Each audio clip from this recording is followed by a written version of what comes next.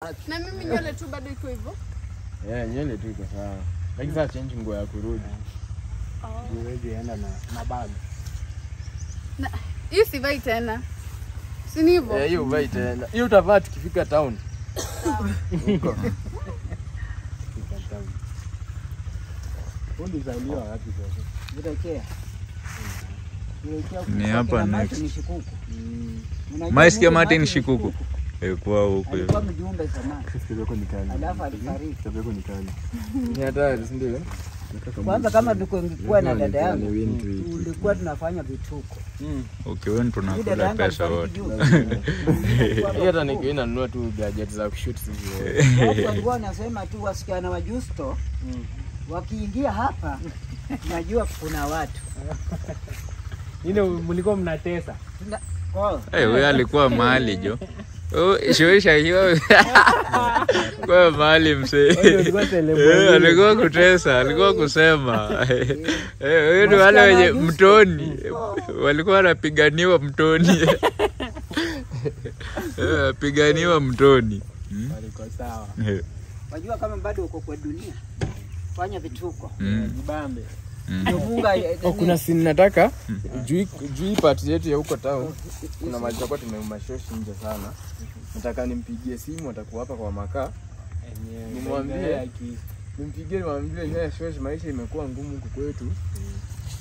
Nyumba yangu ilifungwa. Wewe explain ile nini ulikuwa umepitia ndio narudi home. Aniambie karibu nyumbani mjukuu wangu, history is the best.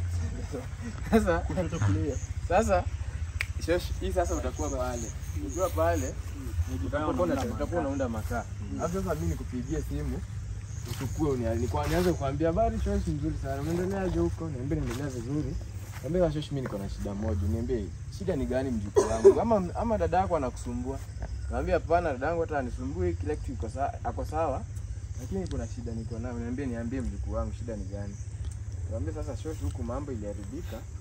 Nilipoteza kazi, banki ilikuja ilibeba kila kitu yangu, walinichota vitu zangu zote, wakabeba nyumba kila kitu. Wakabeba mashini zangu za kazi. Hatuna hata chakula, hata hatuna mahali ya kulala, tunateseka huku town. So utaniambia, ya mjukuu wangu. Fanyeni aje? Kesho kujichukueni mizigo, mkuje hapa nyumbani. Mimi nitakaa na nyinyi mpaka mambo ikuwe sawa. Sawa. Ndio sasa sisi kuna siku saa tutarudi huko. Kwa niambie popote muendapo mkumbuke mko na nyumbani. Na mimi nikiwa kila kitu iko sawa. Kujeni kesho mrudi muishi na mimi hapa kwangu. Hapa kuna chakula, kuna kila kitu mtalala, mtakula mkule. Hivyo. Perfect. Halo mjukuu wangu. Niko poa, unaendeleaje shoshi? Mimi naendelea vizuri tu sijui nini huko. Huku shoshi mambo si nzuri, mambo imeharibika. Imeharibika namna gani? Au dada yako anakusumbua huko? Hapana, dada yangu hata hana shida. Shida ni ati kazi yangu nimefunga, banki ilikuja ikabeba kila kitu, wakabeba kila kitu kwa nyumba.